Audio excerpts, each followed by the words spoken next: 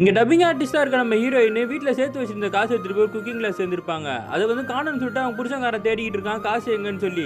நான் சேர்த்து வச்சது தானே, நீ ஏன் கேட்டுட்டு இருக்க? நான் திருடிட்டு போய் பொழைக்கிறியா? உனக்கு வெக்கமா இல்லையா? நீலாம் உயிரோட இருந்தா என்ன, செத்தா என்ன? மாடியிலேருந்து விழுந்துருன்னு சொல்லி தள்ளி விட ட்ரை பண்ணுறான். ஹீரோயினும் தனியாக உட்காந்து அழுதுகிட்டு இருக்காங்க. அன்னைக்கு நைட்டு இவங்க ரொம்ப நேரம் டப்பிங் கொடுத்துட்டு இருக்காங்க. அங்கே இருக்க பையன் கேட்குறான், பார்க்க ரொம்ப டயர்டாக இருக்கீங்க, வெளில கடைக்கு போய் காஃபி சாப்பிடலாமான்னு கேட்டா, இல்லை அதெல்லாம் வேணான்னு சொல்லிடுறாங்க. இவங்க வேலையை முடிச்சுட்டு காலையில் நடந்து வந்துட்டு இருக்காங்க. அவங்க வீட்டுக்கு வாசலில் ஒரே கூட்டமாக இருக்குது. என்னென்னு போய் பார்த்தா இவங்க புருஷன் மாடியிலேருந்து கீழே விழுந்து இறந்துருக்கான் போல. இவங்க புருஷன் தானேன்னு கேட்கும் போது ஆமான்னு தலையை மட்டும் ஆட்டிட்டு அழுவாமல் நேராக உள்ளே போயிடுறாங்க வீட்டுக்குள்ளே. முதல்ல ஹீரோயின் கொஞ்சம் கஷ்டமாக இருந்தாலும் அதுக்கப்புறம் அந்த வீட்டுக்குள்ளே தனியாக இருக்க ட்ரை பண்ணிக்கிட்டு இருக்காங்க. அவன் கொடுமையிலேருந்து வெளியே வந்து ஃப்ரீயாக இருக்க மாதிரி அவங்களுக்கே இருக்குது. காஃபியெல்லாம் போட்டு குடிச்சிட்டு இருக்காங்க. அடுத்த நாள் வந்து போலீஸ்லேருந்து கூப்பிட்றாங்க. உங்கள் புருஷனோட இருக்குது, ஆனால் இருந்தாலும் எங்களுக்கு கொஞ்சம் சந்தேகமாக இருக்குது, நாங்கள் இதை பற்றி விசாரிக்கணும், உங்கள் அட்ரஸ் எல்லாம் கொடுத்துட்டு போங்க, என்ன வேலை செய்றீங்கன்னும் போது ஹீரோயினும் டப்பிங் ஆர்டிஸ்ட்டாக இருக்கேன், நீங்கள் எப்போ வேணால் என்னை வந்து பார்க்கலான்னு சொல்லிட்டு போகிறாங்க.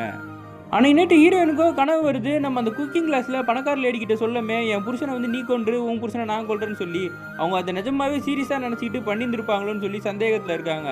இருந்தாலும் கொஞ்சம் கொஞ்சமாக அவங்க வாழ்க்கையிலேருந்து ஃப்ரீ ஆகி மோதிர மலையெல்லாம் வெளியே வந்து நினைஞ்சிக்கிட்டு இருக்காங்க சந்தோஷமா.